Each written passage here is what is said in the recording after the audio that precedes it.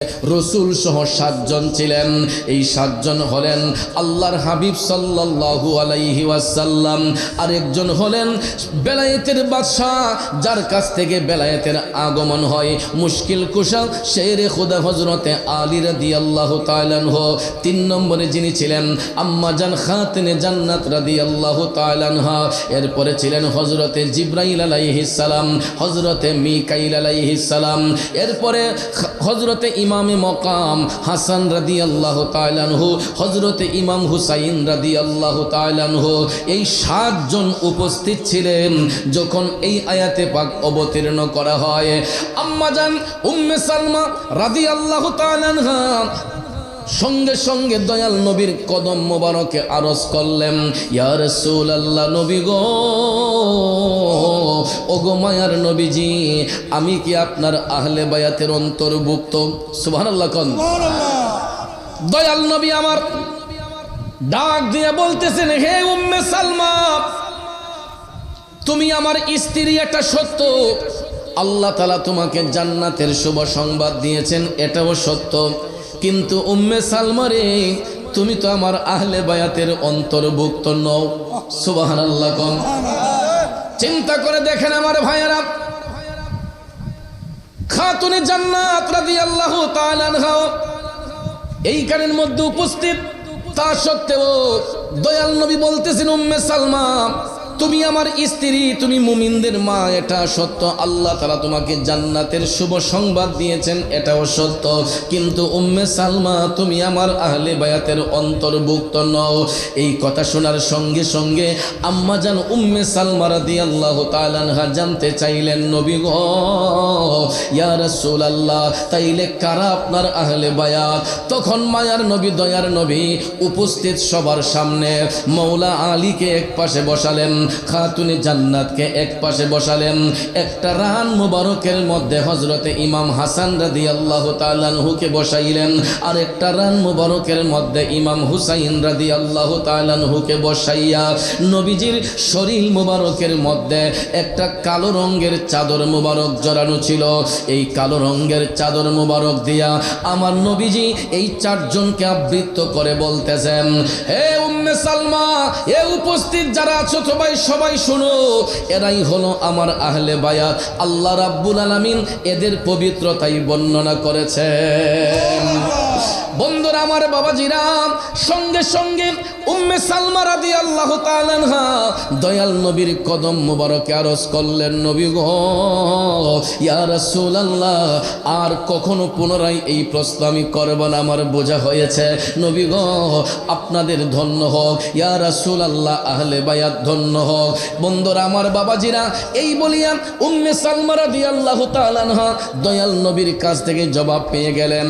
এরপরে ভাইয়ারা আমার, আম্মা জান উম্মে সালমা রাদিয়াল্লাহু তাআলা আনহা বলতেছেন, আমি আপন চোখ মুবারক দিয়ে দেখেছি, এই আয়াতে পাক অবতীর্ণ হওয়ার পরে একটানা 6 মাস আল্লাহর হাবিব সাল্লাল্লাহু আলাইহি ওয়াসাল্লাম প্রতিদিন হাসান হুসাইনের বাড়িতে যাইয়া দয়াল নবী হুজরা শরীফের বাহির থেকে সালাম দিতেন, হে আহলে বায়াত, তোমাদের উপর দুরূদ ও সালাম। আরো জোরে জোরে কন্যা সুবহানাল্লাহ। স্বয়ং রাব্বুল আলামিন নবীর উপর দুরূদ শরীফ পাঠ করে, আল্লাহর ফেরেশতাগণ নবীর দুরূদ শরীফ পাঠ করে, আল্লাহ তাআলা সমস্ত ঈমানদারদেরকে নবীর উপর দুরূদ সালাম পাঠ করার আদেশ দিয়েছেন। আর সেই মায়ার নবী, দয়ার নবী নিজে যাইয়া আহলে বায়াতকে সালাম দিয়েছেন। তাইলে বলুন, আহলে বায়াতের সম্মান আল্লাহর দরবারে কম না বেশি? দুঃখ লাগে ওই জায়গায়, বর্তমান সমাজের মধ্যে এমন কিছু ভাই আছে যারা পাক পাঞ্জাতন চিনে না, আহলে বায়াত চিনে না। যদি জিজ্ঞেস করা কয় আহলে বায়াত আবার কি, পাক পাঞ্জাতন কে? আমার বাবাজিরা, চন্দ্রগ্রামের বাবাজিরা পায়ে হাত ধরে বলে যায়, পাক পাঞ্জাতন চিনার নাম, আহলে বায়াত চিনার নাম হইল ঈমান। যদি কেউ আহলে বায়াত পাক পাঞ্জাতন চিনে না, তাইলে তাকে ঈমানদার বলা যাবে না, ঠিক কিনা কম? কারণ যদি জান্নাতের আশা করতে হয়, জান্নাত যদি পেতে হয় তাইলে বাধ্যতামূলক আহলে বায়াতকে ভালোবাসতে হবে, পাক পাঞ্জাতনের উপর ঈমান আনতে হবে। কথা বলেন ঠিক কিনা? এই জন্য ভাইয়ের আমার, বন্ধুরা আমার, আল্লাহর হাবিব সাল্লাল্লাহু আলাইহি ওয়াসাল্লাম প্রতিদিন একবার নাতি দুইজনকে দেখার জন্য খাতুনে জান্নাতের হুজরা শরীফের মধ্যে যাইতেন। কারণ আহলে বায়াত দ্বারা রাসূল চারজনকে বুঝিয়েছিলেন, মৌলা আলী মুশকিল কোশা, আম্মাজান খাতুনে জান্নাত, ইমামে মকাম হাসান রাদিয়াল্লাহু তাআলা আনহু, হযরতে ইমাম হুসাইন রাদিয়াল্লাহু তাআলা আনহু। এই চারটা নামের সমন্বয়ে হয়েছে আহলে বায়াত। যখন এই চার নামের সাথে রাসূলের নাম মোবারক যুক্ত হয় তখন হয়ে যাবে পাক পাঞ্জাতন। সুবহানাল্লাহ। এখন আপনারা বলুন, এই পাঁচটা নাম পাক না নাফাক? পবিত্র না অপবিত্র? বন্ধুরা আমার, বাবাজিরা, আহলে বায়াতকে যদি কেউ অস্বীকার করে, রাসূল বলেছেন যারা আমার আহলে বায়াতকে ভালোবাসলো তারা আমি রাসূলকে ভালোবাসলো, যারা আমার আহলে বায়াতের সাথে বিরোধিতা করলো তারা আমি নবীর সাথে বিরোধিতা করলো। তাইলে বলুন, নবীর কথা সত্য না মিথ্যা? শুধু এটা নয়, মদিনার কামলিওয়ালা নবী, মায়ার নবী, দয়ার নবী বলতেন, আমি রাসূলের দুইটা চোখ মোবারক, আমার একটা চোখের মনি হলো আমার হাসান, আর একটা চোখের মনি হলো আমার হুসাইন। মুরব্বী বাবারা, ঘরের নাতি যারা পাইছেন, মেয়ের ঘরের নাতি যারা দেখেছেন, আপনারা বুঝতে পারবেন মেয়ের ঘরের নাতিগুলা নানার কাছে যে কত আদরের হয়। ঠিক না বিঠিক? অনেক সময় দেখবেন নানার বাড়িতে নাতিগুলা যখন বেড়াতে আসে, এই যে কোরবানির ঈদ গেল, অনেক নাতিরা নানার বাড়িতে বেড়াতে আসছে, নানা অনেক নাতিরে কান্দে কইরা বাজারে নিছে, দোকানে নিয়ে চকলেট, সানাসুল, মিষ্টি কিনে দিছে। ঠিক না বিঠে? কারণ যারা মেয়ের ঘরে নানা মেয়ের ঘরে নাতি দেখছেন, যারা নানা হয়েছেন, ওই নানারা বুঝতে পারে নানার কাছে নাতির আদর কতটুক। ও বন্ধু, এই যে মোহব্বত, ভালোবাসা, এই ভালোবাসা শিখছি আমার নবীর কারণে। ঠিক না বিঠে? কারণ কত আদর করতেন নবী ইমাম হাসানকে, কত আদর করতেন নবী ইমাম হোসেনকে, আদর করে চুমু খেতেন, আদর করে চুমু খেতেন তাদের গলেতে, কত আদর করতেন নবী ইমাম হাসানকে, কত আদর করতেন নবী ইমাম হোসেনকে। ঠিক কিনা বলেন?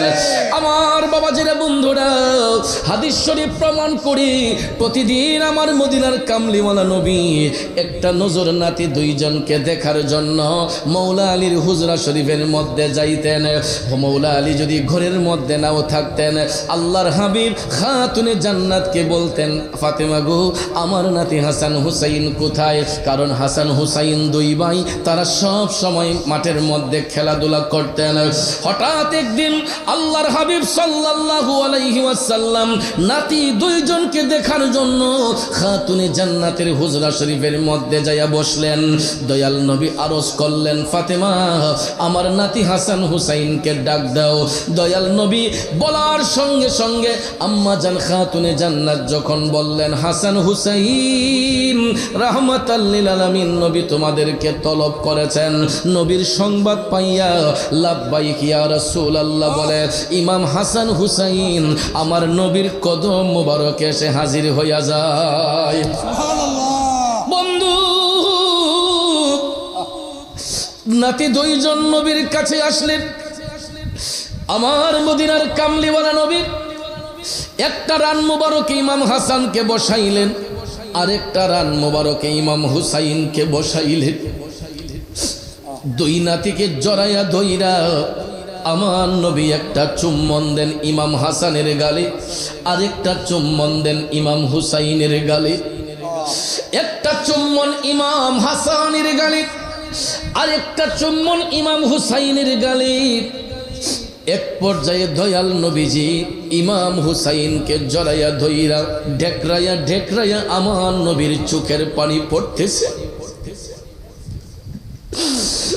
খাতুনে জান্নাত নবীজির চোখের পানি দেখা তিনি বলতেছেন, ইয়া রাসূলুল্লাহ, নবী গো, হাসান হুসাইন কি আপনার কোনো কষ্ট দিছেনি গো নবী? আমার নবী কয়, না রে ফাতেমা, আমার নাতি হাসান হুসাইন আমি রসুল কেন পৃথিবীর কাউকে কষ্ট দিতে পারে না। খাতুনে জান্নাত ডাক দিয়া কই, নবী গো, আপনাকে তো কখনো কোনোদিন এইরকম ভাবে কান্না করতে দেখি নাই। ওগো নবীজি, নবী গো, আপনাকে কোনোদিন এইরকম ভাবে কান্না করতে তো দেখি নাই গো নবী, আপনি এরকম করে কান্না করতেছেন কেন?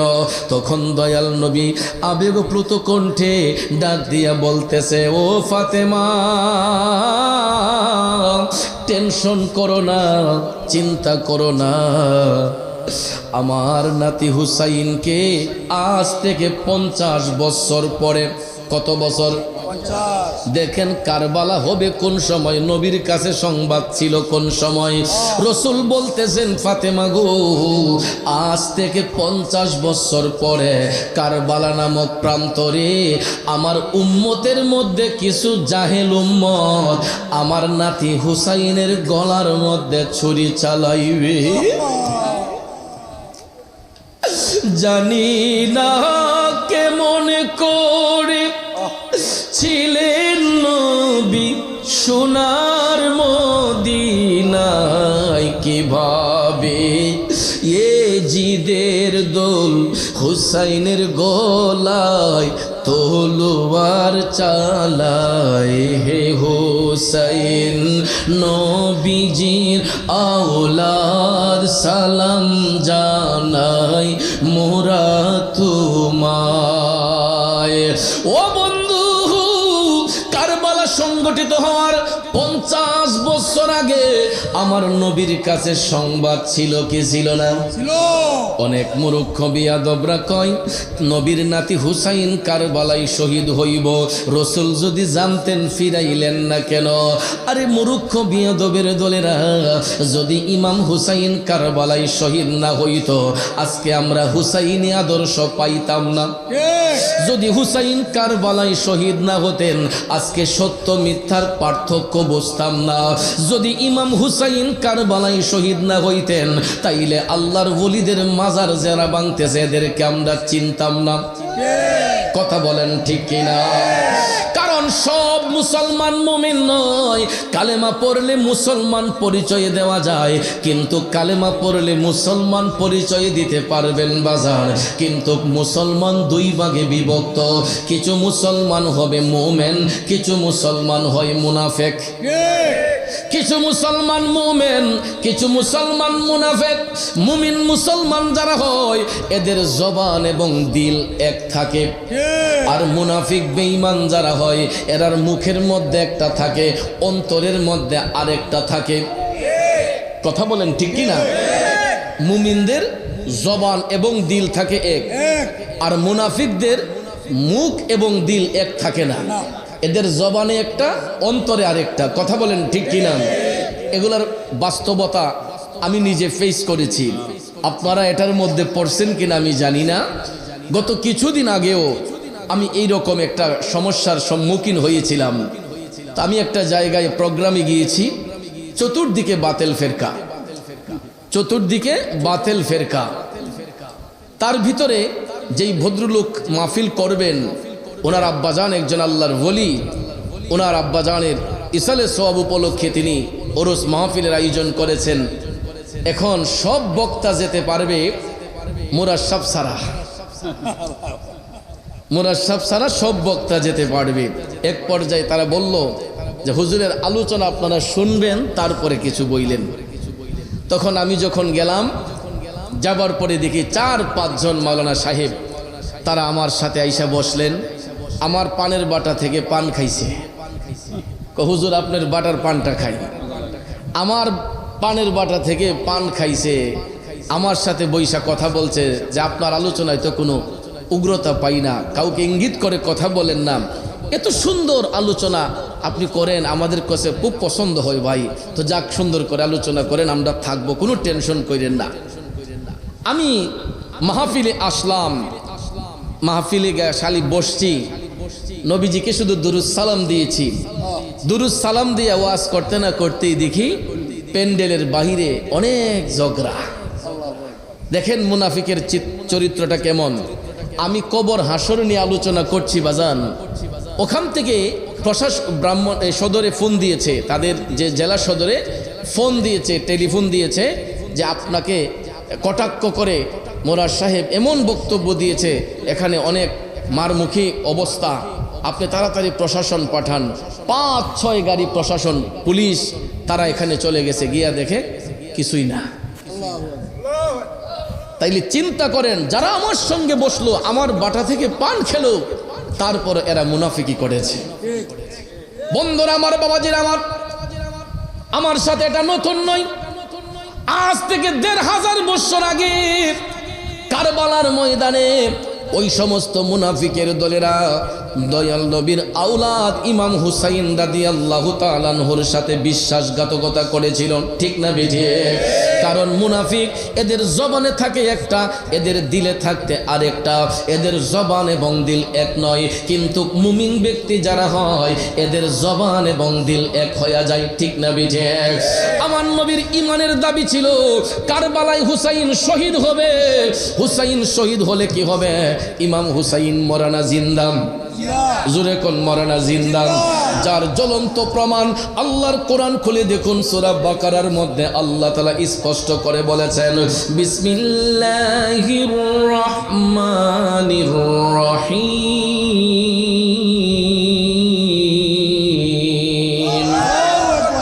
ওয়ালা তাকুলু লিমান ইউকতালু ফি সাবিলিল্লাহি আমওয়াত বাল আহইয়াউন ওয়ালাকিন লা তাশউরুন।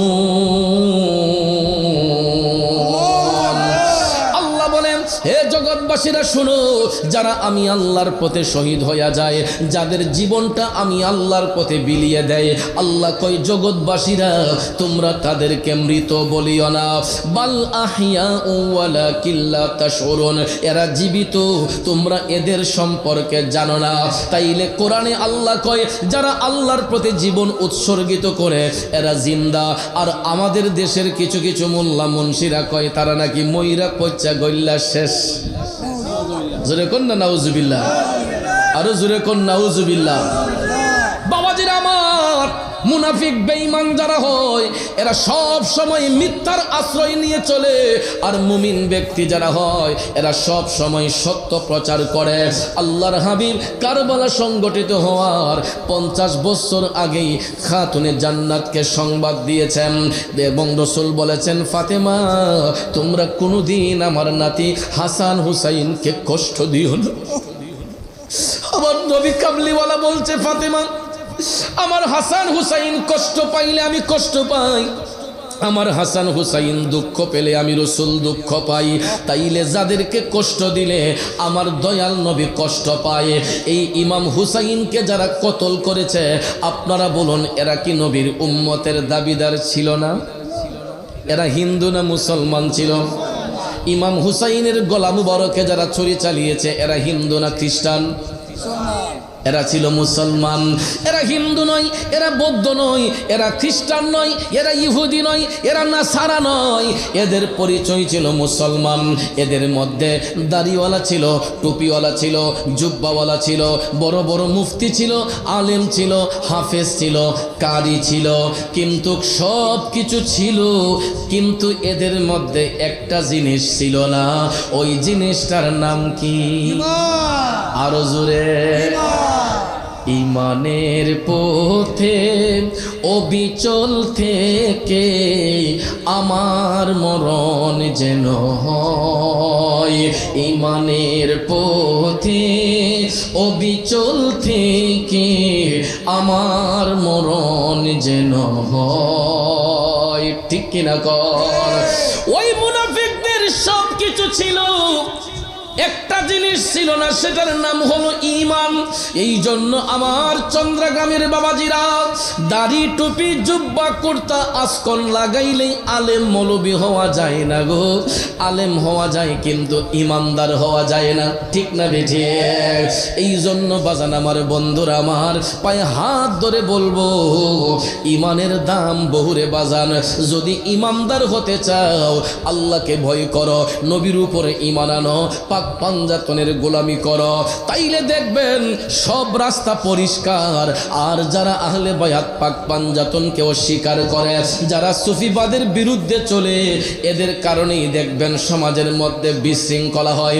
এরাই দেখবেন আল্লাহর ওলিদের মাজারে হামলা করে, এরাই দেখবেন ইসলামের লেবেল লাগাইয়া তৌহিদি জনতার নাম দিয়ে দেখবেন ওলি আল্লাহর মাজারের মধ্যে বোমা বাস্টিং করে, লাঠি চার্জ করে, ঠিক কিনা কোন? আমার কথাই কি বিরক্ত হচ্ছেন? আল হাক্কু মুররুন, সত্য কথা তিতা লাগে, কিন্তু বাজান সত্যের দাম আছে না নাই?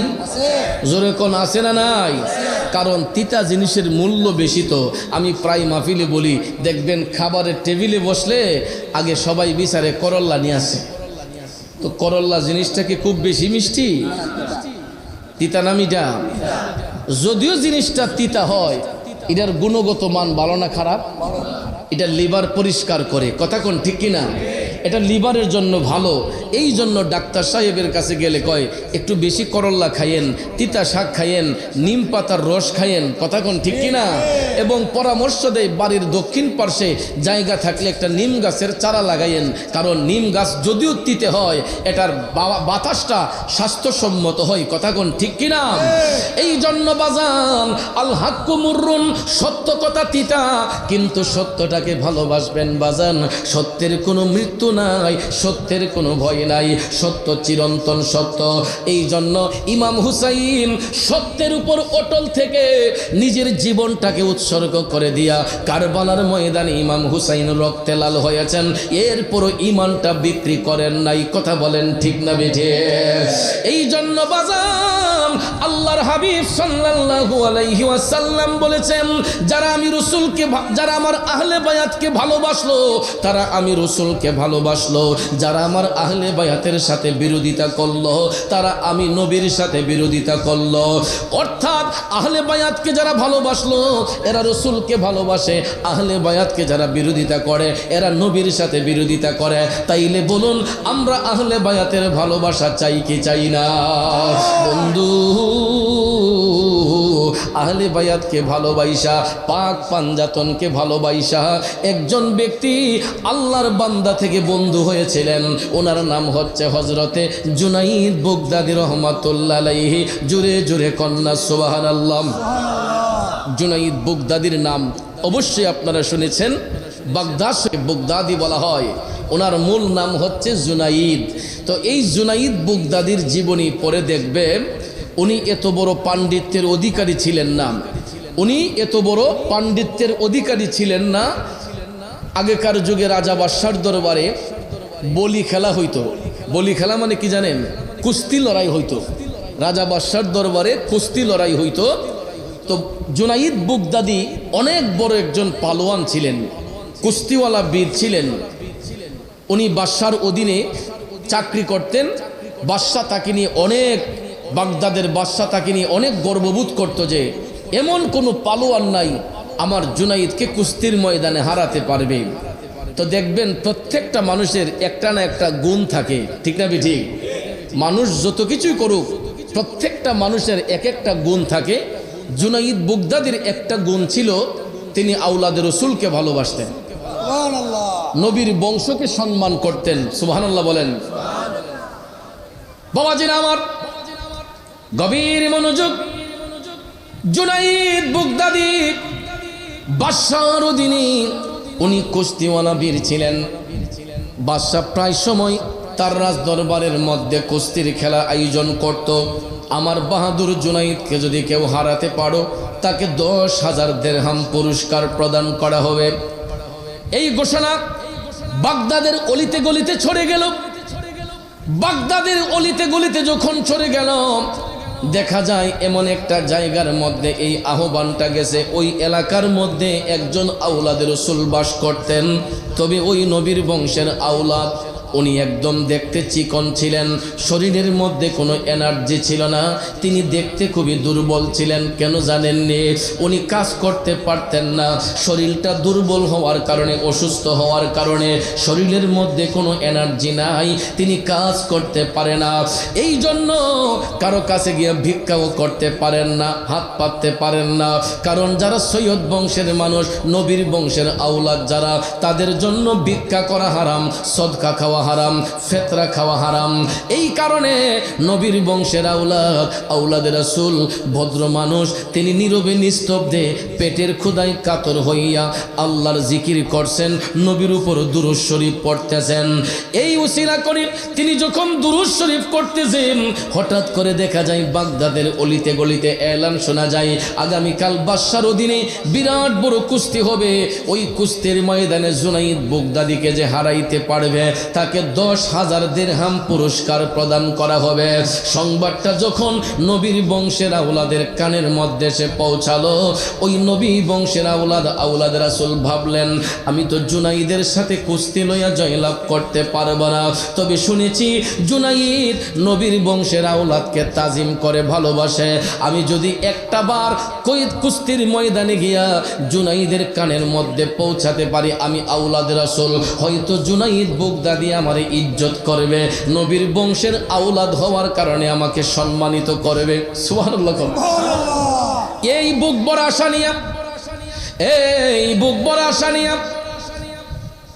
পরের দিন নবীর বংশের আওলাদ হাইটা যখন রওনা হইলেন বাগদাদের বাদশার বাড়ির মধ্যে, লুকে লুকারণ্য কুস্তির ময়দানের মধ্যে পালোয়ান জুনাইদ বাগদাদি কুস্তির ড্রেস আপ করে তিনি দাঁড়িয়ে আছেন।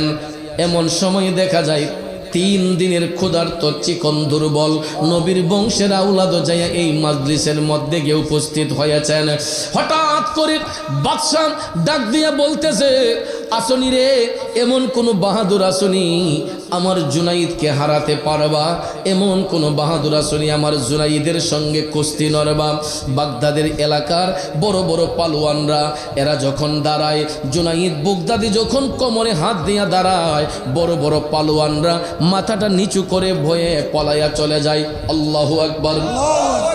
একটা লোকও সাহস করে না জুনাইদ বাগদাদি এত বড় পালোয়ান, তার বাচন ভঙ্গি দেখলেই বড় বড় পালোয়ানরা চোখটা নোয়াইয়া চলে যায়। একজন একজন করে যখন যেতে লাগলো, একজন একজন করে যখন পলাইতে লাগলো, পরিশেষে বাদশা ডাক দিয়া কয়, আর কোন বাহাদুর আসনি রে আমার জুনাইদের সাথে কুস্তি নড়বা? এমন সময় দেখা যায় চিকন 3 দিনের ক্ষুধার্ত নবীর বংশের আওলাদ, তিনি হাত উঠাইয়া বলতেছে, বাদশাহ আমি তোমার জুনাইদের সঙ্গে কুস্তি লড়ব। আল্লাহু আকবার। এত বড় বড় পালোয়ান যেখানে হার মেনে পলাইয়া যায়, একটা চিকন দুর্বল লোক হাত তোলার ফলে সবাই তাকে ধিক্কার দেওয়া শুরু করছে। মিয়া খায়া বুঝি কোনো কাম পান না, মিয়া আপনি বসেন, ধমকানো শুরু করছে সবাই। চিকন দুর্বল লোক দেখে কই, বড় বড় পালোয়ান জুনাইদ বাগদাদির দিকে হার মানে, আর তোমার মতো একটা দুর্বল লোক আসছো জুনাইদ বাগদাদির সাথে কুস্তি লড়বা, আর বুঝি খায়া কাম পাও না, মিয়া যাও বসো। তিনি বলতেছে, না আমি অবশ্যই জুনাইদ বাগদাদির সঙ্গে কুস্তি লইয়া জয়ী হতে পারবো। আল্লাহু আকবার। ইমানি শক্তি কারে কয় বাজান? দেখেন নবীর বংশের আওলাদ কয়, আমি অবশ্যই জুনাইদের সঙ্গে কুস্তি লইয়া জয়লাভ করব। একবার, দুইবার, 3 বার বলার পরে বাদশা কয়, ঠিক আছে আমি তোমাকে অনুমতি দিলাম, তোমার যেহেতু এতই শখ আমার জুনাইদের সঙ্গে কুস্তি লড়বা, তাইলে দেখি তুমি কেমন বাহাদুর। যাও, আমার জুনাইদ ময়দানে দাঁড়িয়ে আছে, তুমি কি আমার জুনাইদের সঙ্গে কুস্তি লইতে প্রস্তুত হও? এবার প্রস্তুত কি আর নিবেন? চিকন দুর্বল আওলাদ রাসূল কুস্তির ময়দানের দিকে হেঁটে যাচ্ছেন। জুনাইদ বাগদাদি তখনও জানে না তিনি নবীর বংশের আওলাদ। তখনও জুনাইদ জানতেন না যে তিনি নবীর বংশের আওলাদ। আওলাদের রাসূল যখন হাইটা হাইটা জুনাইদ বাগদাদির কাছে গেলেন, জুনাইদ কোমরে হাত দেওয়া ছিল। আওলাদের রাসূল ময়দানের মধ্যে যাইয়া ঝরঝর করে চোখের পানি ছাইরা দিছে। আল্লাহু আকবার। 3 দিনের ক্ষুধার্ত নবীর বংশের আওলাদের রাসূল ডাক দিয়া কই, জুনাইদ, ও জুনাইদ, তুমি কেমনে ভাবলা আমার মতো একটা দুর্বল লোক, চিকন একটা দুর্বল লোক তোমার সাথে কুস্তি লইয়া জয়ী হব? আমি তোমার সাথে কুস্তি লইতে আসিলাই জুনাইদ, শুধু তোমার কানে একটা মেসেজ দিতে আমি এসেছি। জুনাইদ বাগদাদি কোমরে হাত দিয়ে দাঁড়িয়ে আছে, কি মেসেজ? আওলাদের রাসূল তখন ডাক দিয়া কয়, জুনাইদ তাকাও আমার দিকে। আজকে 3 দিন ধরে আমার ঘরের মধ্যে কোনো খাবার নেই রে জুনাইদ। আমার চুলার মধ্যে আজকে 3 দিন ধরে আগুন জ্বলে না। ও জুনাইদ, আমার জন্য ভিক্ষা করা হারাম, সদকা খাওয়া হারাম, ফেতরা খাওয়া হারাম, কারণ আমি নবীর বংশের আওলাদ, আমি একজন আওলাদের রাসূল। জুনাইদ বাগদাদির কোমরের মধ্যে হাত রাখা ছিল, সাথে সাথে কোমরের হাতটা ছাইরা জুনাইদ বাগদাদি আদবের সহিত দাঁড়াইয়া গেছে। ঝরঝর করে চোখের পানি পড়া শুরু হইয়া গেল। জুনাইদ বাগদাদি কয়, আপনি কি বলছেন? তখন নবীর বংশের আওলাদ পেটটা দেখাইয়া কয়, দেখ জুনাইদ, আজকে 3 দিন ধরে আমার পেটের মধ্যে কোনো খাবার যাচ্ছে না, আমি শরীরটা এনার্জি নাই, অসুস্থ হওয়ার কারণে আমি কাজ করতে পারি না জুনাইদ। আমি শুনেছি তোমার সাথে কুস্তি লইয়া জয়লাভ করলে 10,000 দিরহাম পুরস্কার পাওয়া যাবে। এই উদ্দেশ্যে আমি এসেছি যে তুমি যদি এই ময়দানে আমাকে একটু ইজ্জত করো, আমার একটু সম্মান করো, রোজ হাসরের ময়দানে আমি দয়াল নবীর কাছে তোমার ব্যাপারে সাক্ষী প্রদান করব। নবীর আওলাদ যখন দেখে মনে বড় আশা রাখে, আওলাদের রাসূল যখন দেখে মনে বড় আশা রাখি, চরণ দুটি ধৌত করি দিয়ে চোখের জল। আমরা নবীজির পাগল, আমরা মদিনার পাগল, আমরা নবীজির পাগল, আমরা মদিনার পাগল। মদিনারি দুলবালি মোর, মদিনারি দুলবালি মোর নয়নের কাজল। আমরা নবীজির পাগল, আমরা মদিনার পাগল। ঠিক কিনা বলেন? শুনিলে মদিনার কথা বলতে পারি সকল ব্যথা, শুনিলে মদিনার কথা বলতে পারি সকল ব্যথা, বুকের ভেতর ভেসে ওঠে মন আনন্দের ঢোল। আমরা নবীজির পাগল, আমরা মদিনার পাগল, আমরা নবীজির পাগল, আমরা মদিনার পাগল। একটা জবানও বন্ধ রাখবেন না, জোরে জোরে বলেন আল্লাহু আকবার। চন্দ্রগ্রামের বাবাজিরা, জুনাইদ বাগদাদি ডাক দিয়ে কই, হুজুর আপনি যদি নবীর বংশের আওলাদ হইয়া থাকেন, আমি এত বড় বিয়াদবি করতে পারবো না যে আপনার কুস্তির ময়দানে আমি আপনার গায়ে হাত লাগাবো। হুজুর আপনি 10,000 দিরহাম এমনিতেই নিয়ে যান, আমার কোনো প্রয়োজন নাই। আওলাদ রাসূল তখন ডাক দিয়া কয়, না জুনাইদ, এটা হয় না। যদি তুমি এই মুহূর্তে আমার সঙ্গে কুস্তি না ধরো, আমার সাথে যদি কুস্তির ভান না ধরো, তাইলে বাদশা মনে করবে আমি প্রতারণা করেছি, তখন আমাকে আর পুরস্কার দিবে না। ও জুনাইদ, আমি আওলাদের রাসূল তোমাকে অনুমতি দিলাম, আসো তুমি আবার আমার একটু জড়াইয়া ধরো। বাজান আমার, নবীর বংশের আওলাদ অনুমতি দেওয়ার পরে কুস্তি লওয়ার উদ্দেশ্যে নয়, আওলাদের রাসূলের আদেশ পালন করার জন্য এবার কুস্তি লইতে নয়, মহব্বতের সহিত আওলাদের রাসূলকে জুনাইদ বাগদাদি জড়াইয়া দইরা কুস্তির একটা ভান কইরা, কুস্তির একটা ভান কইরা জুনাইদ বাগদাদি ইচ্ছে করে মাটিতে পড়ে গেছে, নবীর আওলাদকে বুকের মধ্যে বসাইয়া দিছে। আরো জোরে জোরে কন্যা সুবহানাল্লাহ। দেখবেন ছোট্ট ছোট্ট বাচ্চারা বাবার কোলে যখন থাকে প্রায় সময় দেখবেন বাবা চাচারা আসো আমার একটু কুস্তি দিয়ে ধরো, দেখি কার শক্তি বেশি।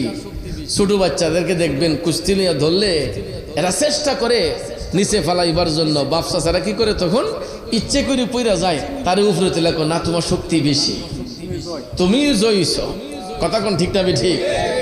বাবাজিরা আমার, নবীর বংশের আওলাদ, 3 দিনের ক্ষুধার্ত শরীরে এনার্জি নাই, কাজ করতে পারেন না, শরীরটা দুর্বল। এত বড় একজন পালোয়ান জুনাইদ বাগদাদি যদি ওনাকে একটু ইশারা করে তাইলে তো ওনার হাড় গোড় ভেঙে যায়।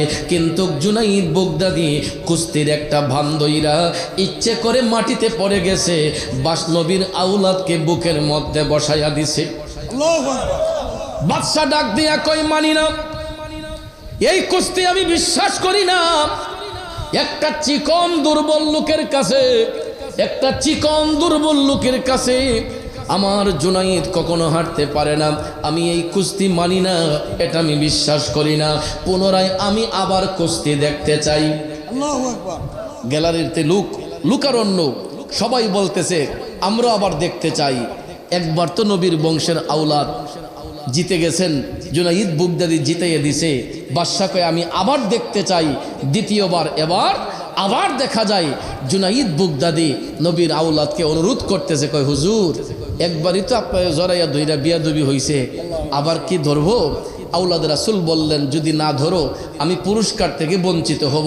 আওলাদ রাসূলকে ইজ্জত দিতে যাইয়া দ্বিতীয়বার আবার জুনাইদ বাগদাদি নবীর বংশের আওলাদকে তাজিম কইরা জরাইয়া দইরা ইচ্ছে করে জুনাইদ মাটিতে পড়ে গেছে, নবীর আওলাদ রে বুকের মধ্যে বসাইয়া দিছে। এ বাবাজিরা বন্ধুরা, এবার তো বাদশার আর কোনো জবান নাই। একবার হেরেছে, দ্বিতীয়বার তো হারার কথা নয়। দ্বিতীয়বারও দেখা যায় জুনাইদ বাগদাদি হেরে গেছেন, নবীর আওলাদ জিতে গেছে। এখন তো বাদশা মনে করেছিল, সব সময় বাদশা মনে করতো যে আমার টাকা তো আমার ঘরের মধ্যেই থাকবে, পুরস্কার তো এখন 10,000 দিরহাম দিতে হয়। তখন বাধ্য হইয়া 10,000 দিরহাম নবীর বংশের আওলাদ রাসূলকে প্রদান করা হইল। নবীর বংশের আওলাদ 10,000 দিরহাম পাইয়া খুশি না বেজার? খুশি না বেজার? তিনি 10,000 দিরহাম পাইয়া মনের খুশিতে জুনাইদ বাগদাদির পিঠে হাত দিয়া কইতাছে, জুনাইদ আমি তোমার জন্য অন্তর থেকে দোয়া করছি, আর রোজ হাসরের ময়দানে আমি দয়াল নবীর সামনে তোমার সম্পর্কে সাক্ষী প্রদান করব। জুনাইদ বাগদাদি কয় হুজুর আমার আর কোনো চাওয়া নাই, আর কোনো পাওয়া নাই। আমি এই কারণেই নবীর আওলাদদেরকে তাজিম করি, শুধু আমার নবীর কামলিওয়ালার দিদার পাবার জন্য। আমার নবীর একটা নজর দেখার জন্য জুনাইদ বাগদাদি 10,000 দিরহামের লিপসা করে নাই, 10,000 দিরহামের লিপসা করে না। 10,000 কোটি টাকাও যদি চলে যেত জুনাইদ বাগদাদি দিতে কোনো কৃপণতা করতেন না। কারণ মুমিন যারা হয়, ইমানদার যারা হয়, এরা দুনিয়ার টাকা পয়সা সম্পদ চায় না, এরা চায় শুধু আমার নবীর গোলামি। ঠিক না বেঠি? এই জন্য কবি বলতেছেন দুজাহানে কি যে হবে মোদের পরিচয়, প্রিয় নবীর গোলাম ছাড়া অন্য কিছু নয়, প্রিয় নবীর গোলাম ছাড়া অন্য কিছু নয়। দুজাহানে কি যে হবে মোদের পরিচয়, প্রিয় নবীর গোলাম ছাড়া অন্য কিছু নয়। ঠিক কিনা কম? কারণ কি হবে চৌধুরী সাহেব দিয়া, কি হবে ভুইয়া সাহেব দিয়া, কি হবে শেখ সাহেব দিয়া, কি হবে পাঠান সাহেব দিয়া, কি হবে চৌধুরী দিয়া, কি হবে দেওয়ান সাহেব দিয়া। বাজান আমার, হাসরের ময়দানে এই টাইটেলের কোনো গুণ নাই, এই টাইটেলের কোনো দাম নাই। হাসরের ময়দানে সবচেয়ে বড় পরিচয় হবে, সবচেয়ে বড় টাইটেল হবে কারা নবীর গোলামি করেছে। নবীর গোলাম যারা, এরাই হবে হাসরের মাঠে সবচাইতে দামি। কথা বলেন ঠিক কিনা? এই জন্য আশে কয় লোকে আমায় পাগল বলে, লোকে আমায় পাগল বলে, আমার দুঃখ লাগে না, আমাকে পাগল করেছে আরবের ওই মদিনা, আমাকে পাগল করেছে আরবের ওই মদিনা। লোকে আমায় পাগল বলে, লোকে আমায় পাগল বলে, আমার দুঃখ লাগে না, আমাকে পাগল করেছে আরবের ওই মদিনা, আমাকে পাগল করেছে আরবের ওই মদিনা।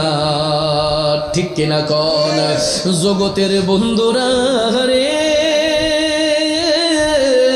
ও মুরব্বী বাবাজিরা, আমার সম্মানিত মা বোনরা যারা শুনছেন গো, জুনাইদ বাগদাদি হেরে গিয়া আওলাদের রাসূলকে জিতাইয়া দিয়া 10,000 দিরহাম পুরস্কার নেওয়ার সুযোগ করে দিয়ে দিলেন।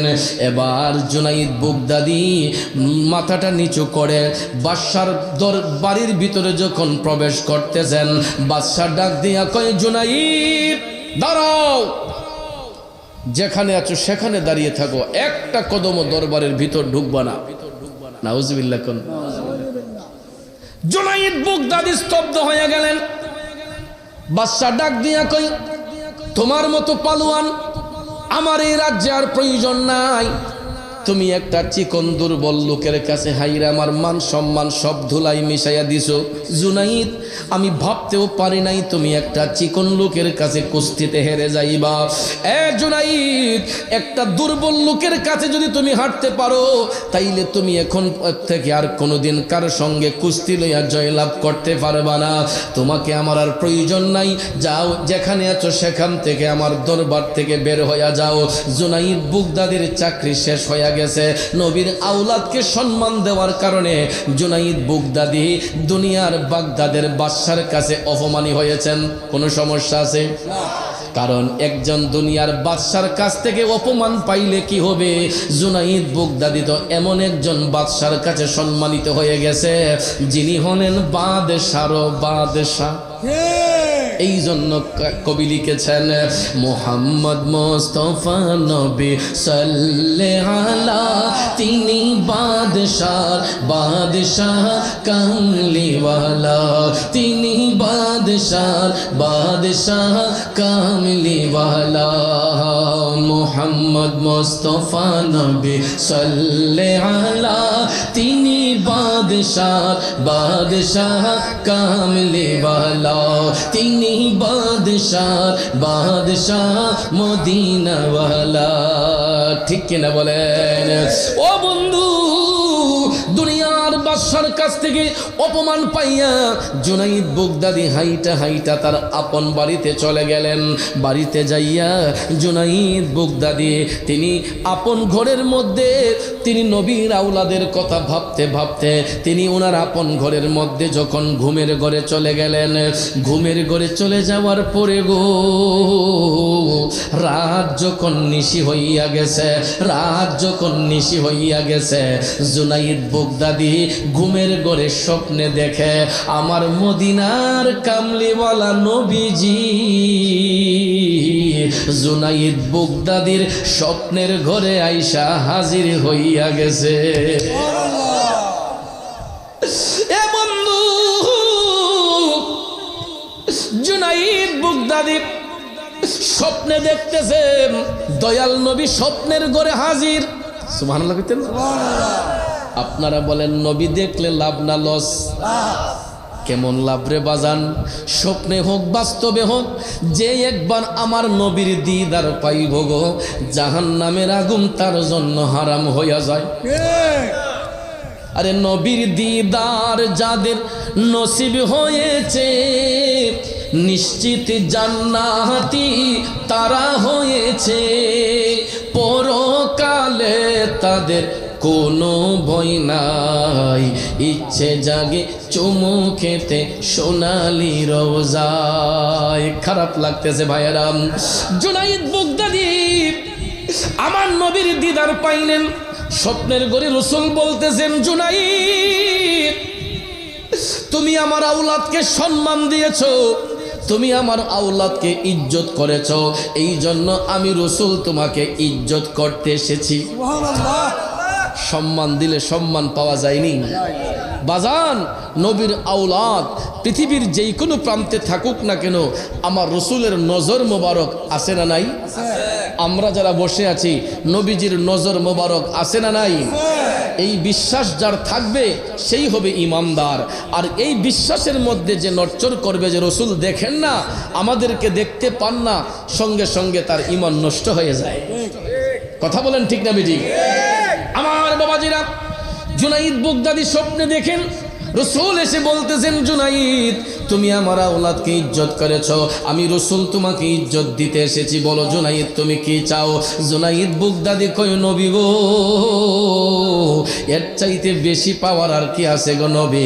আমি তো এই কারণেই তাজিম করতাম আপনার আওলাদদেরকে, শুধু আপনি নবীর দেখা পাবার জন্য। আজকে আমি জুনাইদ আপনি নবীর দিদার পেয়েছি, এর চাইতে বেশি খুশি আমার কাছে আর কিছু নাই। নবী গো আমি এর চাইতে বেশি পাওয়ার আশা করি না, আপনি নবীর দিদার পেয়েছি, এটাই আমার জন্য যথেষ্ট। সুবহানাল্লাহ। আমার রাসূল বললেন, না জুনাইদ কিছু একটা চাও। জুনাইদ তুমি কিছু একটা চাও, তুমি আমার আওলাদকে সম্মান দিয়েছো। আপনারা বলেন ওই মুহূর্তে জুনাইদ বাগদাদি যদি রাসূলকে স্বপ্নের ঘরে বলতেন যে ইয়া রাসূলুল্লাহ আমাকে বাগদাদের অর্ধেক সম্পদের মালিক বানিয়ে দিয়ে যান, আমার নবী দিতে পারতেন কিনা? যদি বলতেন ইয়া রাসূলুল্লাহ আমি বাগদাদের জমিনে সবচাইতে বড় ধনী হতে চাই, আমার রাসূল বানিয়ে দিতে পারতেন কিনা? যেহেতু বন্টনের দায়িত্ব আল্লাহ রাসূলের কাছে দিয়েছেন, ঠিক না ঠিক? আল্লাহ তো দেনেওয়ালা, বন্টনওয়ালা তো আমার রাসূল, কথা কোন ঠিক কিনা? বন্টনের দায়িত্ব যেহেতু রাসূলের কাছে এসেছে, তাইলে আমার রাসূল ইচ্ছে করলে বহুগুণে বাড়িয়ে দিতে পারতেন। জুনাইদ বাগদাদিকে রাসূল বলতেছেন, জুনাইদ কিছু একটা চাও। তখন জুনাইদ বাগদাদি বলতেছেন, নবী গো চাইতেই যদি হয় গো নবী আমারে একটু অনুমতি দেন, আমি আপনার কদম মোবারক একটা চুম্বন দিতে চাই। আরো জোরে কন্যা সুবহানাল্লাহ। ইয়া রাসূলুল্লাহ নবী গো চাইতেই যদি হয় আপনি শুধু আমাকে একটু অনুমতি দেন, আমি আপনার কদম মোবারক একটা চুমা দিতে চাই। বাজান আমার বন্ধুরা আমার, এখান থেকেও কিন্তু কদম বুসির একটা দলিল চলে আসে। আমাদের দেশে অনেক মোল্লা মুন্সিরা দেখবেন কদম বুসির বিরোধিতা করেনিও বাজান। মা বাপকে, উস্তাদকে, বড় ভাইকে, বড় বোনকে, মুরব্বীদেরকে কদম বুসি করা, পায়ে ধরে সালাম করা, এটা আদবের মধ্যে একটা উত্তম পন্থা। আদবের মধ্যে একটা উত্তম পন্থা। আজকে এই আদব আমাদের থেকে উঠে যাওয়ার কারণে, অনেক পরিবার থেকে এই আদব উঠে যাওয়ার কারণে আমাদের সমাজের অনেক ছেলেমেয়েরা বিয়াদব হয়ে যাচ্ছে। আমাদের পরিবারের অনেক ছেলেগুলা বিয়াদব হয়ে যাচ্ছে, মুরব্বীদেরকে মানে না। আমরা ছোট্টবেলায় যখন পরীক্ষার হলে যাইতাম, পরীক্ষা দেওয়ার আগে গোসলটা করে কলম হাতে লইয়া একটা দৌড় দিছি বড় কাকার ঘরে, মেজু কাকার ঘরে, ছোটু কাকার ঘরে। আমার বড় কাকা, মেজু কাকা যদি কোনো পীর সাহেব নাও হয়, তারা তো আমার মুরব্বী, ঠিক না বেঠি? গিয়া কইছি কাকা মাথাটা হাতে দেন, কলম দিত ফু দিয়া দেন। জেডি রে বলছি, চাষি রে বলছি, চাষি কলম দিত ফু দিয়া দেন। পরীক্ষার হলে যাইতেছি, মুরব্বীদের দোয়া নিয়ে তাদের পায়ে সালাম কইরা আমরা পরীক্ষার হলে গেছি। রেজাল্ট যখন পাইছি, রেজাল্ট পাইয়া বাড়ির মুরব্বী যারা আছে সবাই রে পায়ে ধরে সালাম কইরা, চাষি আমি পাস করছি, কাকা আমি পাস করছি, জেডি আমি পাস করছি, আমি A+ পাইছি, আমি ফার্স্ট ডিভিশন পেয়েছি। কথা কোন ঠিক না বেঠি? আর এখনের যুগে অনেক পরিবারের ছেলেগুলা পরীক্ষার হলে যায়, নিজের মা বাপকেই সালাম করে যায় না। মুরব্বী তো বাদ, নিজের মা বাবাকেই সালাম করে যায় না। এটার কিছু প্রতিফলন আমাদের দেশে ঘটতেছে। ভাইয়ার আমার, ছেলে হোক মেয়ে হোক, ছেলে হোক মেয়ে হোক, আপনারা দেখবেন কিছু কিছু সন্তান মা বাবাকে অবজ্ঞা করতে করতে এমন একটা তুচ্ছ তাচ্ছিল্য করে। আপনারা দেখেছেন কিনা, আমি আজকে ফেসবুকে দেখেছি, একজন মা তার মেয়ের জিম্মায় ছিলেন, ওই মেয়েটা পর্যন্ত তার মাকে দেখাশোনা করে নাই। মাটা মৃত্যু শয্যায় পাঞ্জালরে একটা রুমের ভিতরে থাকতে থাকতে এই ঘরের ভিতরে মা মৃত্যুবরণ করেছে। 7 দিন হয়ে গেছে। প্রায় 1 সপ্তাহ পার হয়ে গেছে। মায়ের লাশ যখন পচন ধরেছে তখন দুর্গন্ধ পেয়ে পড়শিরা এসে দরজা খুলে দেখতেছে এখানে ডেড বডি, শরীরের মধ্যে পচন ধরে পুকায় ধরে গেছে। এখন চিন্তা করেন, অথচ সন্তান কোটিপতি, ছেলে মেয়েগুলা খুবই এস্টাবলিশ, কিন্তু দেখা যায় ওই মার কোনো খবর নেই নাই। মা ঘরের মধ্যে মরে আছে, 1 সপ্তাহ মায়ের লাশ ঘরের ভিতরে, একটা মানুষ খবর নেওয়ার মতো নাই। তাইলে চিন্তা করেন, সন্তান মানুষ দুনিয়াতে রেখে যায় কি কারণে? মা বাবারা সন্তানের পেছনে এত পরিশ্রম করে কি কারণে? যখন তারা বার্ধক্য চলে আসে, যাতে সন্তানগুলা মা বাবার প্রতি যত্ন নেই, খেয়াল নজর করে। কিন্তু এই কোলাঙ্গার সন্তানদের অবহেলার কারণে আজকে ওই মাটা মৃত্যুর কোলে ঢলে গিয়েছেন। মৃত্যু হওয়ার পরেও মার লাশ দাফন হবে এই চিন্তা ভাবনা নাই। 1 সপ্তাহ লাশটা পচন ধরে গিয়ে যাওয়ার কারণে দুর্গন্ধ ছড়িয়েছে। তখন দরজা ভেঙে দেখা গেছে যে এই ঘরের মধ্যে একজন মা ডেড বডি অবস্থায়, শরীরের মধ্যে পুকায় ধরে গেছে, মৃত্যু হয়ে 1 সপ্তাহ পার হয়ে গেছে। তাকে দাফন করার মতো তার সন্তান গোলাগায় আসে নাই। তাহলে এইরকম কুলাঙ্গার সন্তান পৃথিবীতে যেন কোনো পরিবারে জন্মগ্রহণ না করে। এই রকম কোলাঙ্গার সন্তান যেন কোনো মার পেট থেকে ভূমিষ্ঠ না হয়। যেই সন্তান তার মা বাবার সাথে বিয়াদবি করে, মা বাবার প্রতি অযত্ন করে, এই রকম কোলাঙ্গার সন্তান আল্লাহ যেন কোনো পরিবারে না দেয়। সন্তান না দেখ সেটা ভালো, এরপরও এরকম কোলাঙ্গার সন্তান যেন আল্লাহ না দেয়। কথা কোন ঠিক না বেঠিক? আল্লাহ যদি দেয় কাউকে, আল্লাহ যেন নেক সন্তান দান করে।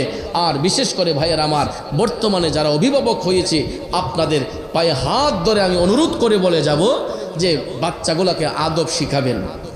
মা বাবাকে কদম বসি, মুরব্বীদেরকে কদম বসি, এটার দ্বারা আপনার বাচ্চার সম্মান কমবে না, আরো বাড়বে। বাচ্চাকে যখন আদব শিখাবেন, আমি আমার বাচ্চাদেরকে কি শিখাই জানেন? আমার বাসায় যদি কোনো মেহমান যায়, আমার বাসায় যদি কোনো মেহমান যায়, এখন তো গ্রামে গঞ্জ টাইলস লাগানো ঘর, ঠিক না ঠিক? সবার ঘরে টাইলস। সাধারণত ভদ্রলোকরা যদি কেউ বাড়িতে যায়, দেখবেন জুতাগুলো একটু বাহিরে রেখে যায়, ঠিক না, যাতে টাইলসটা নোংরা না হয়।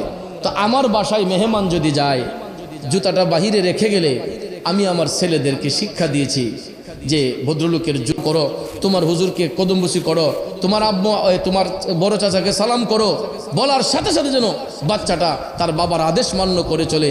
এইরকমভাবে যদি শিক্ষা নেয়, তাহলে তার পরবর্তী জেনারেশনটা ওই শিক্ষা পাবে। কথা বলেন ঠিক কিনা? কিন্তু আজকাল এমন একটা জামানা এসেছি, নিজের মা বাপকেই তো সালাম করে না। কারণ মৌলবী সাহেবরা ফতোয়া দিছে যে মাথা নুইয়া সালাম করলে শিরিক হয়ে যায়। মৌলবী সাহেবরা ফতোয়া দিছে যে নুইয়া সালাম করলে শিরিক হয়ে যায়, এটা আল্লাহর সাথে শরিক হয়ে যায়। নাউজুবিল্লাহ বলেন। এত সহজে শিরিক হয় না আব্বা, শিরিক অনেক কঠিন একটা জিনিস। মাথা নুইলে শিরিক হবে কেন? সিজদার শর্ত তো নুয়ো না, সিজদার শর্ত হলো নাক কপাল জমিনে লাগতে হবে। সিজদার শর্ত হলো নাক এবং কপাল, সিজদার শর্ত হলো নাক এবং কপাল জমিনে লাগবে। এটা যদি শুধু আল্লাহর জন্য হয় তখন সেজদা হবে। আর আল্লাহ ব্যতীত যদি অন্তরে নিয়ত করে যে আমি ওনাকে সেজদা করব, কোনো ব্যক্তিকে সেজদা করব, তখন এটা শিরিক হবে। কথাটা বুঝতে পারছেন? কিন্তু কদমবুসি হলো ঠোঁট আর পায়ের সম্পর্ক, এখানে নাক কপালের সম্পর্ক না। কদমবুসি হলো ঠোঁট এবং পায়ের সম্পর্ক, ঠোঁট দিয়ে পায়ে চুমা দেওয়াকে বলা হয় কদমবুসি। আর সেজদার শর্ত হলো নাক কপাল জমিনে লাগতে হবে। আর এটা যদি আল্লাহ পাকের উদ্দেশ্য হয় তখন সেজদা হবে, আর আল্লাহ ব্যতীত অন্য কারো উদ্দেশ্য হলে এটা শিরিক হবে। কথাটা বুঝতে পারছেন? তো এই জন্য আব্বা আপনাদেরকে অনুরোধ করব, বাচ্চাদেরকে এই শিক্ষাগুলা দিয়ে বড় করবেন। যেই পরিবারে বাচ্চাগুলা আদব শিখে, এই পরিবারে কোনোদিন অশান্তি হবে না। একবেলা কম খাইলেও এই পরিবারে অশান্তি হবে না, ওই বাচ্চাগুলা বেয়াদব হবে না। আর বাচ্চাগুলা যদি আদববান হয়, দেখবেন সমাজের মানুষ তাদেরকে আল্লাহ আলাদা মূল্যায়ন করে। না অমুকের কটা ছেলে, অমুকের কটা ছেলে, অমুকের একটা মেয়ে, বাবারে বাবারে এত আদব, এত পর্দাশীল। কারণ মানুষের গুণ প্রকাশ হয় তার আচরণে, মানুষের গুণ প্রকাশ হয় তার আচরণে। এই জন্য ভাইয়ের আমার, তরিকা এই শিক্ষা দেয় আমাদেরকে। আমরা যারা তাসাউফপন্থী মানুষ, সুফিবাদে বিশ্বাসী, আমাদেরকে তাসাউফ এই শিক্ষা দেয় যে আমরা আদবের সহিত আমাদের জিন্দেগি পরিচালনা করব, নেক আমল করব, ইমানের খুঁটি মজবুত করব, আর আদব নিয়ে চলাফেরা করব। কারণ আদবে আউলিয়া, বিআদবে শয়তান। কথা কোন ঠিক না ঠিক? অতীতে আপনারা দেখেছেন গত কিছুদিন আগেও রাজধানীর ঢাকার শাহ আলী বুগদাদি রহমাতুল্লাহ আলাইহির, যিনি আরব দেশ থেকে, তিনি বুগদাদ শরীফ থেকে এখানে ইসলাম প্রচারের জন্য এসেছেন। যারা রাজধানীর কুতুব যাদেরকে বলা হয়, গোলাপ শাহ রহমাতুল্লাহ আলাইহি, শাহ আলী বুগদাদি রহমাতুল্লাহ আলাইহি, ওনাদের মতো আল্লাহর ওলিদের মাজার শরীফের হামলা করা, তাদের মাজারের ইট ভাঙ্গা, দান বাক্স ভাঙ্গা, মোমবাতি যেটাতে ধরায় আসনের যে চকিটা, এই চকিটা পর্যন্ত ভেঙে দিয়েছে। তাহলে কি বোঝা যায় এরা কখনো মুমিন হতে পারে না, এদের পারিবারিক শিক্ষার অভাব আছে। গিয়ে দেখেন এরা শুধু শাহ আলী বুগদাদির মাজারে হামলা করে নাই, গিয়ে দেখেন এরা তাদের ঘরে হয়তো কোনোদিন তার মা বাবার গায়ে হাত তুলছে। কারণ যেই সন্তান তার মা বাবার সাথে বিয়াদবি করতে পারে, মা বাবার উপর হাত তুলতে পারে, ওই সন্তান আল্লাহর ওলিদের মাজার ভাঙতে পারে। আপনারা কি মনে করেন? এই রকম সন্তান, কুলাঙ্গার সন্তানরাই, তাদের দ্বারাই আল্লাহর ওলিদের মাজার শরীফে হামলা হয়। ভাইয়ের আমার, কোনো ওলি আল্লাহর মাজারে যদি অপ্রীতিকর ঘটনা ঘটে, যদি অশালীন কোনো কাজকর্ম হয়, যেমন আমরাও দেখতে পাই অনেক জায়গায় নারী পুরুষ একসঙ্গে আপনারা গান বাজনা করে, হ্যাঁ, যেখানে কোনো শরীয়ত থাকে না, একটা যুবতী নারীর প্রতি মানুষের একটা কামভাব জাগতে পারে, সেখানে আমরা পরামর্শ দেবো, ভাই এগুলা করা যাবে না। ঠিক না ঠিক? যে কোনো নারীদেরকে স্টেজে নাচানো যাবে না, এটার দ্বারা আমাদের সমাজের যুব সমাজ নষ্ট হয়। এরকম ভণ্ডামি দূর করতে হবে। কিন্তু আল্লাহর ওলিদের মাজার শরীফ তো পবিত্র, সেখানে আমরা জিয়ারত করব। কথা কোন ঠিক না ঠিক? আজকেও দেখেছি নরসিংদীর কোন এক জায়গায়, সেখানেও মাজার শরীফে হামলা হয়েছে, একটা মাজার শরীফে হামলা হয়েছে। যে প্রতিনিয়ত যদি এই রকম সুফিবাদী দেশে মাজার শরীফের উপর হামলা হয়, তাহলে আমার মনে হয় যে এই দেশের মানুষের আর বাক স্বাধীনতা প্রকাশ হবে না। মানুষ এক ধরনের জিম্মি হয়ে আছে। কথা কোন ঠিক না ঠিক? আল্লাহ যেন আমাদেরকে হেদায়ত দান করে এবং আমাদেরকে যেন আল্লাহ রহম করে, যাতে এই দেশ অলি আল্লাহর দেশ, এটা যেন কিয়ামত পর্যন্ত আল্লাহর অলিদের দামান ধরেই থাকে। আমিন বলবেন না? একটু দুরূদ শরীফ পড়েন। আল্লাহুম্মা সাল্লি আলা বিয়ানা লানা মুহাম্মাদিন নাবিয়ানা শাফিয়ানা মাওলানা মুহাম্মদ। আমার বাবাজিরা, বন্ধুরা, যেই কথা বলতে চেয়েছিলাম, জুনাইদ বুগদাদি ডাক দিয়ে স্বপ্নের ঘরে বলতেছেন, নবী গো, চাইতেই যদি হয় আমার একটা অনুমতি দেন, আমি আপনার কদম মুবারকে একটা চুম্বন দিতে চাই। দয়াল নবী বললেন, অবশ্যই জুনাইদ, তোমাকে এই অনুমতি প্রদান করা হইল। স্বপ্নের ঘরে জুনাইদ বুগদাদি আমার জিন্দা নবীর কদম মুবারকের মধ্যে চুম্বন দেওয়ার সাথে সাথে তিনি স্বপ্ন থেকে জাগ্রত হয়ে গেলেন। আরো জোরে কন। স্বপ্ন থেকে তিনি জাগ্রত হইলেন। ওয়াজ কিন্তু এই জায়গায় ছিল, মনে আসেনি? তাইলে তো কবেন হুজুর দিয়ে আরেক জায়গায় গেছিল গা। মূল জায়গায় চলে আসছি বাজান। স্বপ্ন থেকে জাগ্রত হইয়া জুনাইদ বুগদাদি, উনার চেহারার পরিবর্তন হয়ে গেছে। নবীর কদম মুবারকে চুম্বন দিয়া তিনি জাগ্রত হইয়া, দেখা যায় জুনাইদ বুগদাদির পুরাটা চেহারা নূরান্বিত হয়ে গেছে। এমনিতেই একবার স্বাভাবিক ছিলেন, কিন্তু জুনাইদ বুগদাদি নবীর দেখা পাওয়ার সাথে সাথে ওনার চেহারাটা উজ্জ্বল হয়ে গেছে। বাগদাদের এলাকা দিয়ে জুনাইদ বুগদাদি যখন হাঁটতেছেন, তখন লোকেরা কয়, কিউ, একদিন আগে দেখলাম তার চেহারা মলিন, মনটা খারাপ, একদিনের ব্যবধানে জুনাইদের চেহারা এত উজ্জ্বল হলো কিভাবে, এত ফর্সা হলো কিভাবে, নূরান্বিত হইল কিভাবে? সবাই জিজ্ঞেস করে, জুনাইদ কি ব্যাপার? একটা দিন আগে দেখলাম তোমার মনটা বেজার, আজকে একদিন পরেই দেখা যায় তোমার চেহারাটা নূরান্বিত। জুনাইদ বুগদাদি তখন ডাক দিয়া কয়, বাগদাদবাসীরা, ও বাগদাদবাসীরা, তোমরা তো শুধু দেখেছো যে আমি একটা চিকন দুর্বল লোকের কাছে কুস্তির ময়দানে হেরেছে, একটা বার তো তোমরা জানতে চাইলা না যে ওই চিকন দুর্বল লোকটার পরিচয়টা কি। তখন বাগদাদের লোকে কয়, আসলে তো ঠিক। সবাই বলতেছে, জুনাইদ, তাইলে আমরা জানতে চাই এই চিকন লোকটাকে। তখন জুনাইদ বুগদাদি ডাক দিয়া কয়, ওরে শোনো বাগদাদবাসীরা, ওই চিকন দুর্বল লোক উনি কোনো সাধারণ মানুষ নয়, উনি হচ্ছেন নবীর বংশের আউলাদের রাসূল। 3 দিন ধরে নবীর আওলাদের ঘরের মধ্যে কোনো খাবার ছিল না, কারণ ওনার জন্য ভিক্ষা করা, সদকা খাওয়া, ফিতরা খাওয়া আল্লাহ হারাম করে দিয়েছে। এই জন্য তিনি কারো দরবারে গিয়ে হাত পাততে পারেন না, যেই কারণে তিনি আমার সঙ্গে কুস্তি লইতে এসেছিলেন। আমি যখন জানতে পেরেছি তিনি নবীর বংশের আওলাদ, তখন আমি উনাকে তাজিম করে জিতাইয়া দিছি। আমি নিজে ইচ্ছে করে ময়দানে পড়ে গিয়া নবীর আওলাদের বুকের মধ্যে বসাইয়া দিছি। এই জন্য দুনিয়ার বাদশা আমারে অপমান করলে কি হবে? আমি তো এমন একজন বাদশার কাছে সম্মানিত হয়েছি যিনি হলেন বাদশার বাদশা। বাগদাদবাসীরা বাদশা আমারে অপমান কইরা যখন তাড়াইয়া দিছে, আমি বাড়িতে আইসা যখন ঘুমের ঘরে গেলাম, আমি নিশিরাইতে স্বপ্নে দেখেছি মদিনার কামলিওয়ালা নবী আমার স্বপ্নের ঘরে আইসা হাজির।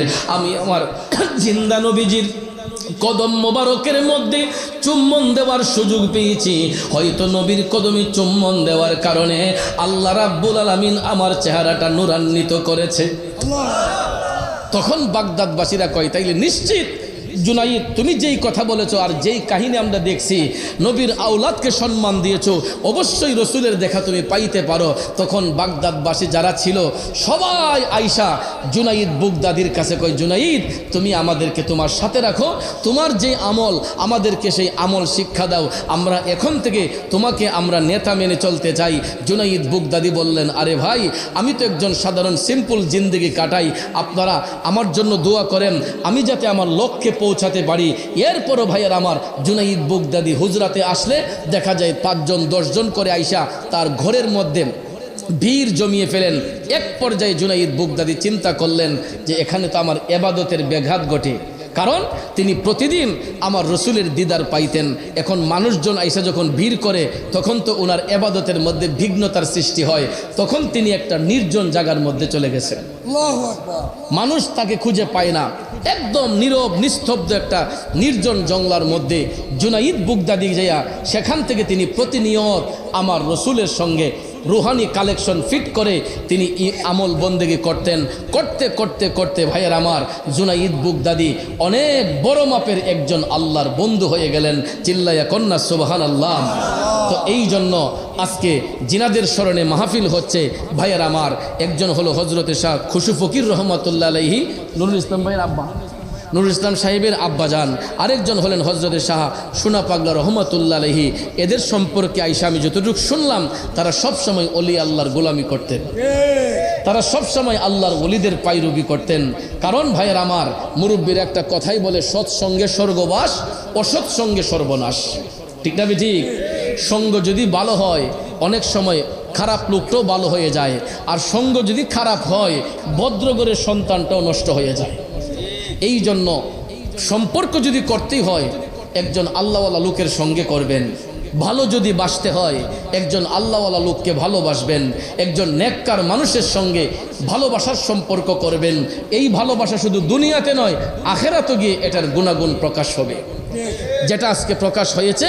হজরতে খুশু ফকির রহমতুল্লাহ আলাইহি এবং সোনা পাগলা রহমতুল্লাহ আলাইহি, আজকে তারা যদি অলি আল্লাহর পায়রবি না করতেন, নবী অলির গোলামি না করতেন, আজকে কি তাদের স্মরণ করে এখানে উরুস মাহফিল হইতো? কথা বলেন, হইতো? কারণ আজকে তারা সৎ কাজ করে গিয়েছেন বিদায়, মানুষের উপকার করে গিয়েছেন বিদায়, মানুষের সঙ্গে সদাচরণ করেছেন বিদায়, আজকে আমরা তাদের প্রেম ভালোবাসায় এখানে নবীর প্রেমের বাগান সাজিয়েছি। তাইলে প্রতি বৎসর এই মাহফিল যেন এই ময়দানে জারি থাকে। আপনারা চান কি চান না? কারণ আমার অত্যন্ত ভালো লেগেছে, যদিও প্যান্ডেলটা ছোট হয়, গরমের কারণে অনেক মানুষ আসেন নাই, কিন্তু এই বাড়ির মানুষগুলোর মন অনেক বড়। প্যান্ডেলটা যদিও ছোট হয় কিন্তু এই বাড়ির মানুষের মনটা অনেক বড়।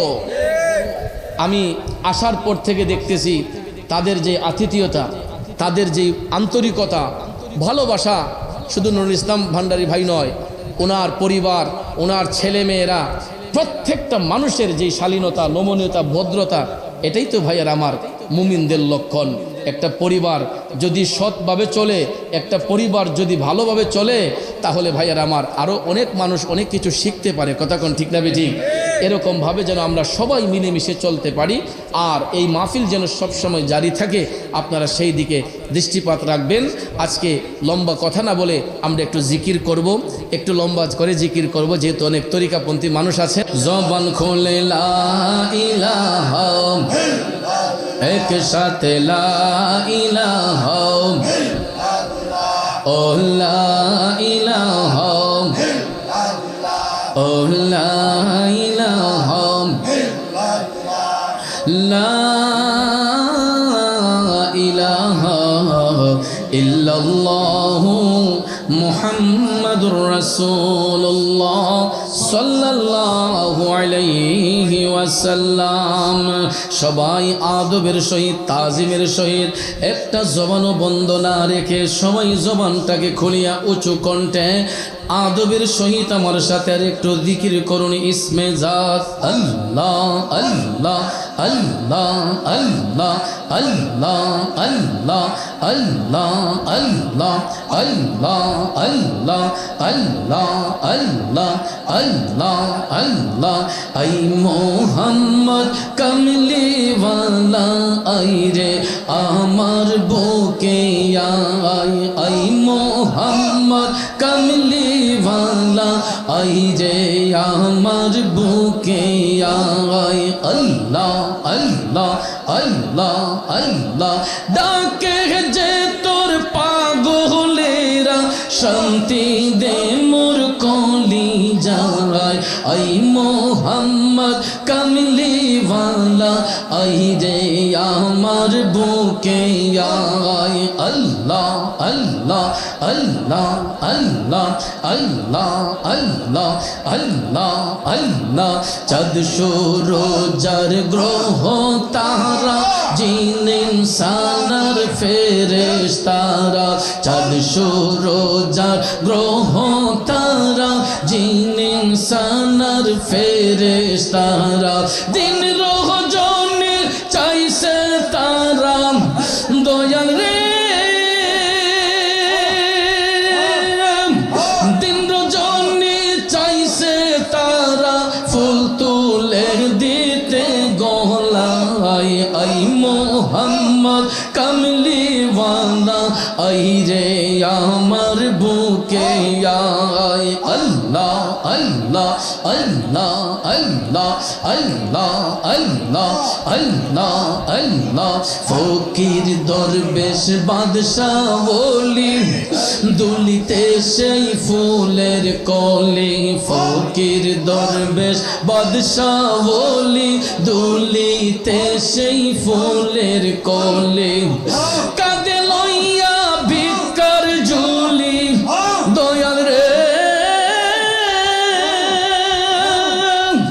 কাঁদে লইয়া ভিক্ষার ঝুলি বাস করে গাছের তলায় আই মোহাম্মদ কামলিওয়ালা আই রে আমার বুকে আয় আই মোহাম্মদ মদিনাওয়ালা আই রে আমার বুকে আয় আল্লাহ আল্লাহ আল্লাহ আল্লাহ আল্লাহ আল্লাহ আল্লাহ আল্লাহ আল্লাহ আল্লাহ শরণ কর মরণ বারে বার ও মন গুনাহগার পড় দুরূদ নবী মুস্তাফার মাশাআল্লাহ আল্লাহ আল্লাহ আল্লাহ আল্লাহ পড় দুরূদ নবী মুস্তাফার ও মন গুনাহগার পড় দুরূদ নবী মুস্তাফার মাশাআল্লাহ আল্লাহ আল্লাহ আল্লাহ আল্লাহ কত মানুষের দেখছো মরণ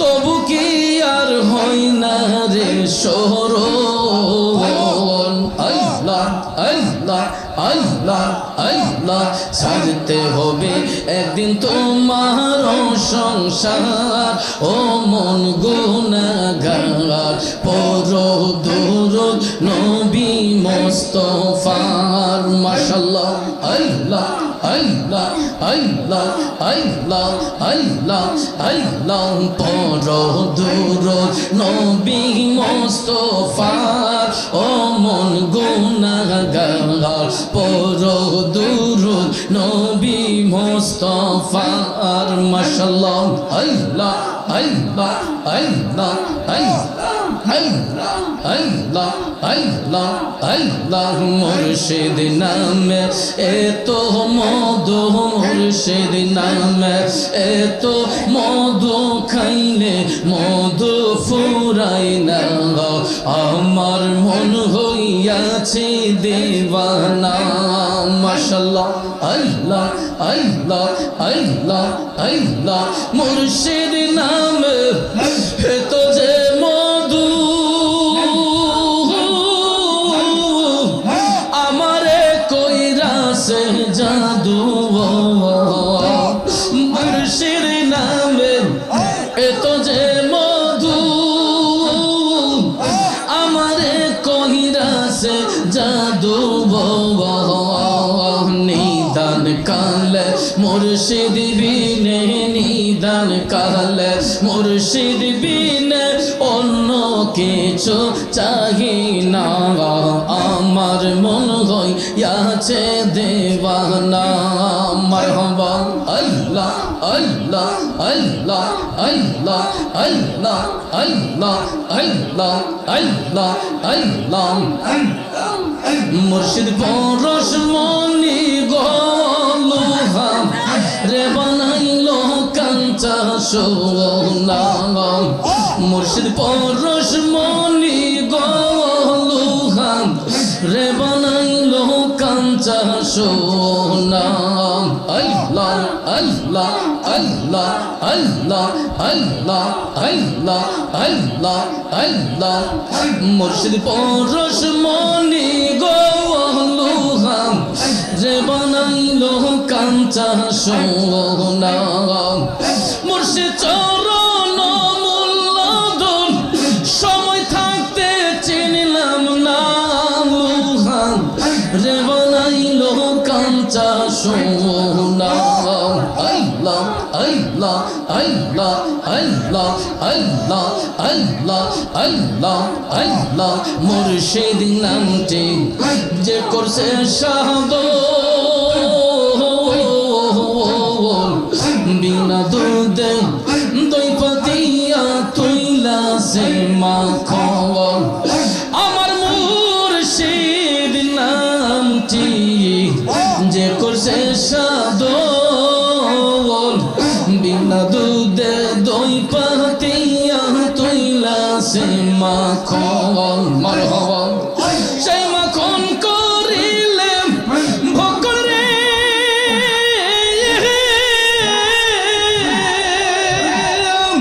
সেই মাখন করিলে ভকন ভব খোদা রবে না তোর ভব খোদা রবে না লুহা রে বানাইলো কাঞ্চা সোনা মাশাআল্লাহ দয়াল পরশ মনি গলুহা রে বানাইলো কাঞ্চা সোনা মারহাবা আল্লাহ আল্লাহ আল্লাহ আল্লাহ আল্লাহ আল্লাহ আল্লাহ আল্লাহ মুর্শিদ নামটি যে করছে সাধন বিনা দুধে দই পাতিয়া তুইলা সে মাখন সেই মাখন করিলে ভকন রে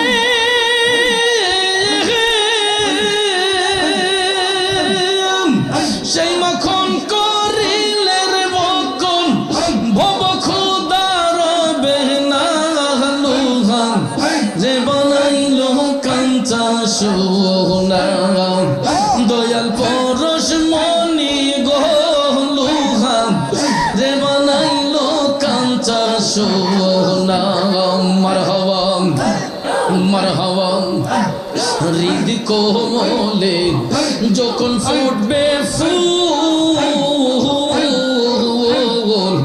মন ভ্রমরা জ্ঞান চোরা তোর হইব রে কোল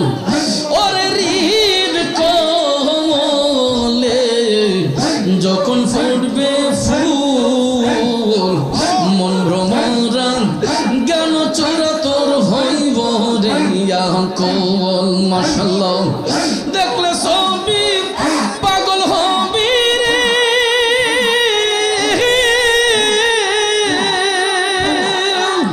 দেখলে ছবি পাগল হবি কারো মানা শুনবি না তুই কারো মানা শুনবি না লোহা রে বানাইলো কাঞ্চা সোনা দয়াল পরশমণি গো মুর্শিদ পরশমণি গো লোহা রে বানাইলো কাঞ্চা সোনা মারহাবা মাশাআল্লাহ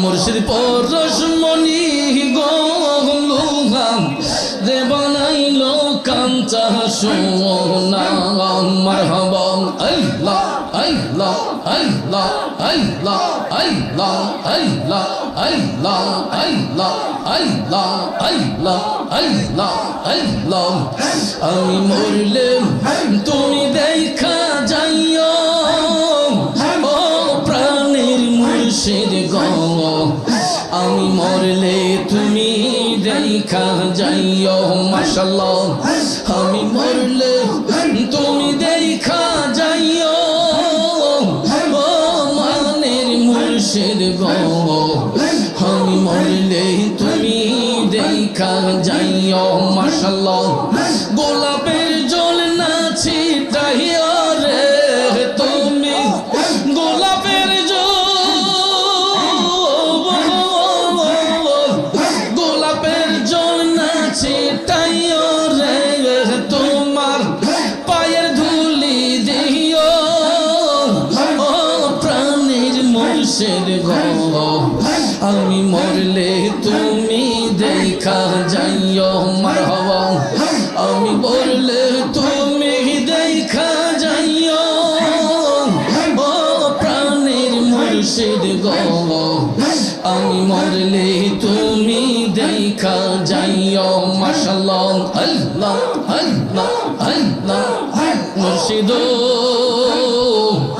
আমার বলতে আমার আমি আমার আর তো কিছু রইল না বাকি তুমি মুর্শিদ দয়া যে করিও ও দয়াল মাশাআল্লাহ মারহাবা কাদাও যত কাঁদবো তত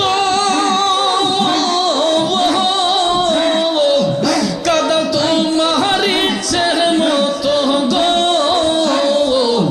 বান্ধব হইয়া আমায় কোলে লইও ও প্রাণের মুর্শিদ গো আমি মরলে তুমি দেখা যাইও মারহাবা আমি মরলে তুমি দেখা যাইও ও প্রাণের মুর্শিদ গো আমি মরলে তুমি দেখা যাইও মারহাবা আল্লাহ আল্লাহ আল্লাহ আল্লাহ আল্লাহ মুর্শিদ আছে বাকি দেব বাকি নাই আমার বলতে আমার রবি আমার সবই তুমি বুঝা লইও ও মুর্শিদ ওরে নিদান কাল পার করিও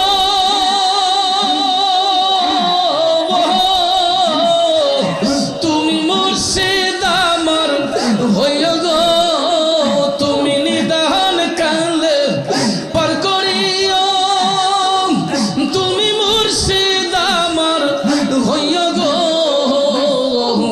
বান্ধব হইয়া আমায় পার করিও ও প্রাণের মুর্শিদ গো আমি মরলে তুমি দেখা যাইও মারহাবা আমি মরলে তুমি দেখা যাইও ও প্রাণের মুর্শিদ গো আমি মরলে তুমি দেখা যাইও গোলাপের জল না ছিটাইও রে তুমি পায়ের ধুলি দিও ও মুর্শিদ গো আমি মরলে তুমি দেখা যাইও মাশাআল্লাহ আল্লাহ আল্লাহ আল্লাহ আল্লাহ আল্লাহ আল্লাহ আল্লাহ আল্লাহ আল্লাহ আল্লাহ সুবহানাল্লাহ